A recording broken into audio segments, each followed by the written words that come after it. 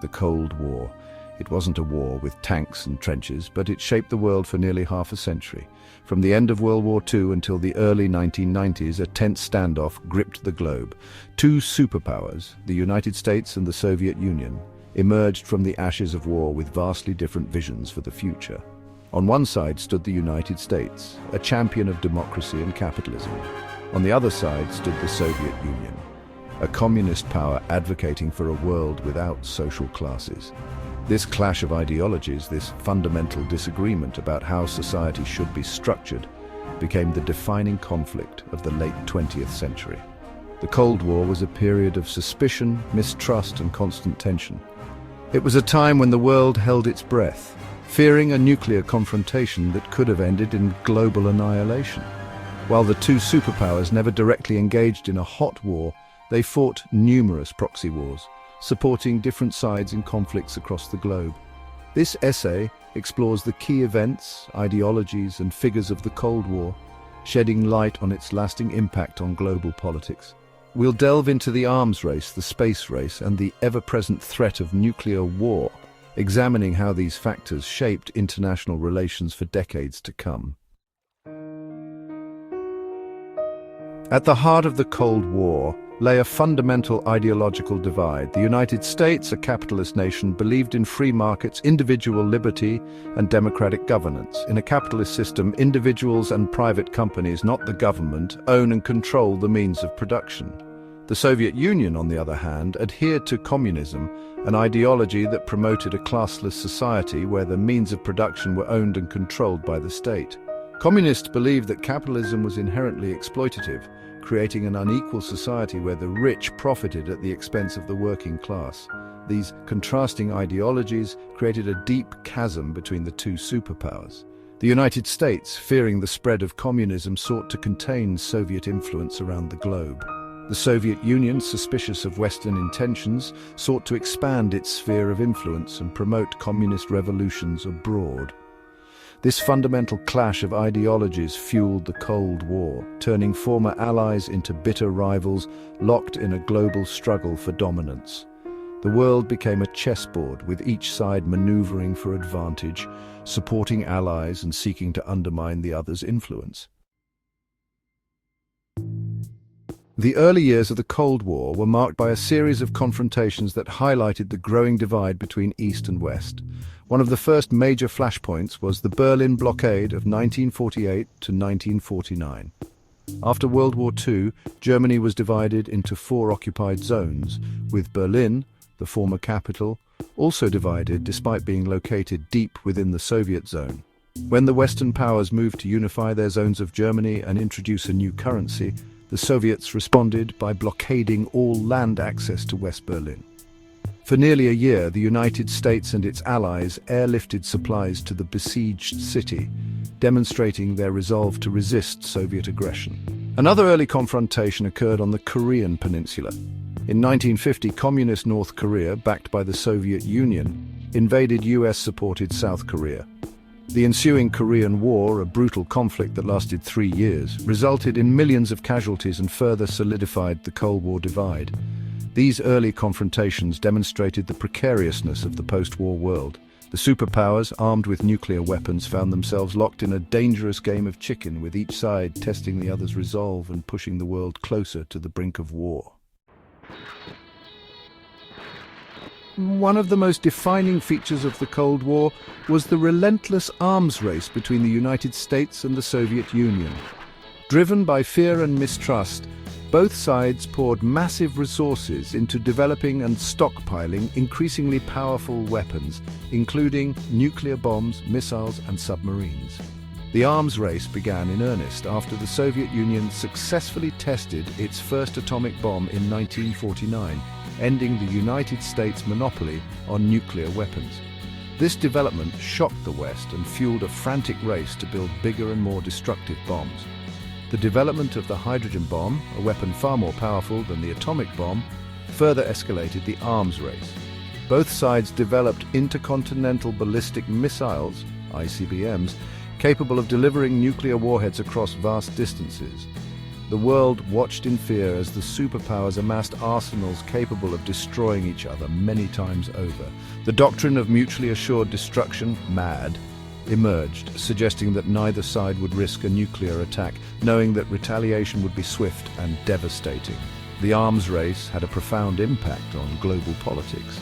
It fueled a climate of fear and paranoia, consumed vast resources that could have been used for social programs or economic development, and left a legacy of environmental damage and nuclear waste that continues to haunt the world today.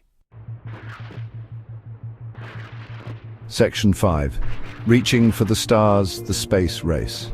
The Cold War rivalry extended beyond the Earth's atmosphere and into the realm of space exploration. The space race, as it became known, captivated the world's imagination and became a symbolic battleground for technological superiority.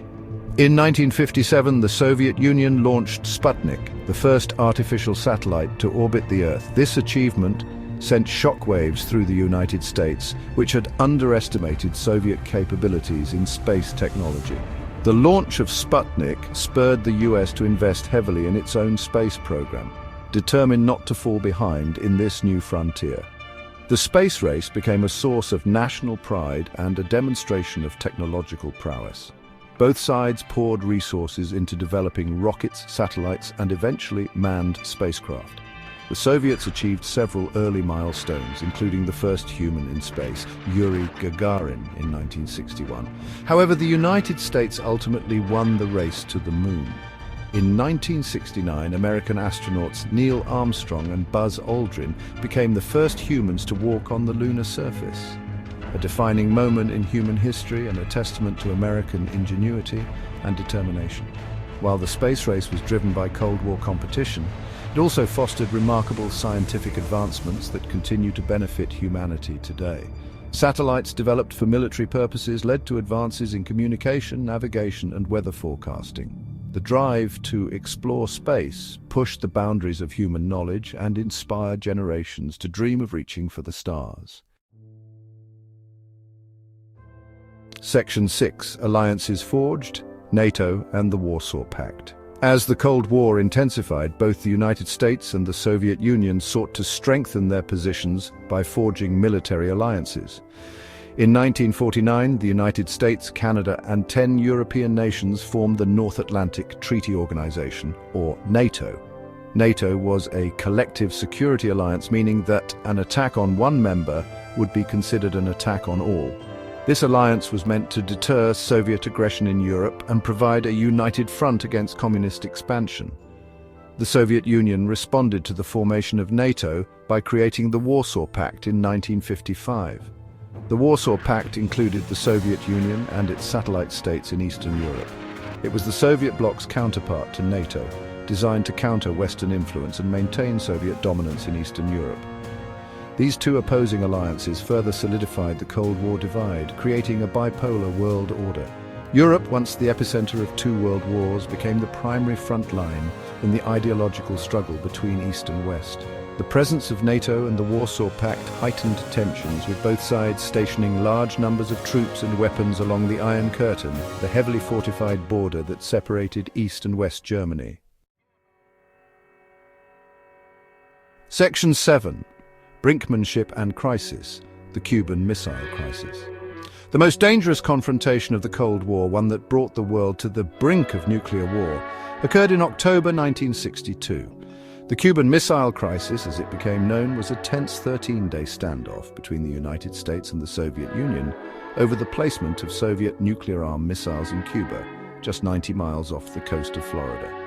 The crisis began when US intelligence discovered Soviet missiles being assembled in Cuba. President John F. Kennedy, determined to prevent the Soviet Union from gaining a nuclear advantage so close to American soil, ordered a naval blockade of Cuba to prevent further Soviet shipments. The world watched in horror as the two superpowers squared off, each possessing enough nuclear firepower to destroy the other many times over. For days, the threat of nuclear war loomed large. Negotiations between Kennedy and Soviet Premier Nikita Khrushchev were tense and fraught with peril. In the end, diplomacy prevailed.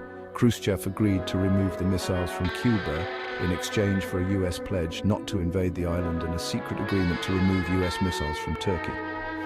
The Cuban Missile Crisis, though terrifying, ultimately led to a thawing of relations between the superpowers and a renewed commitment to finding peaceful solutions to international disputes. Section 8. The Thaw and the Fall, the End of an Era. By the 1970s, the Cold War began to thaw. Both the United States and the Soviet Union, exhausted by decades of confrontation and burdened by the costs of the arms race, began to explore avenues for détente, a relaxation of tensions. A series of arms control agreements, including the Strategic Arms Limitation Talks or SALT treaties, helped to slow down the arms race and reduce the risk of nuclear war. Leaders from both sides engaged in summits and diplomatic initiatives aimed at building trust and finding common ground. However, the underlying ideological differences remained. The Soviet Union continued to face internal pressures, including economic stagnation and growing dissent within its satellite states. In the 1980s, under the leadership of Mikhail Gorbachev, the Soviet Union embarked on a series of reforms known as perestroika, or restructuring, and glasnost, or openness. These reforms, intended to revitalize the Soviet system, ultimately contributed to its downfall. Gorbachev's attempts to introduce limited free market reforms and greater political freedom unleashed forces that he could not control. In 1989, the Berlin Wall, a potent symbol of Cold War division, fell, and with it, communist regimes across Eastern Europe crumbled. On December 26, 1991, the Soviet Union itself dissolved, marking the end of the Cold War and ushering in a new era in international relations. The world, once dominated by two superpowers, entered a period of uncertainty and transformation. Section 9. The Legacy of the Cold War, a World Transformed. The Cold War, though officially over, continues to cast a long shadow over global politics. Its legacy is complex and multifaceted, shaping the world we live in today in profound ways. The collapse of the Soviet Union left the United States as the sole superpower, ushering in a period of American dominance on the world stage. However, the post-Cold War world has also been marked by new challenges, including the rise of new global powers, the spread of terrorism, and the resurgence of nationalism and great power competition.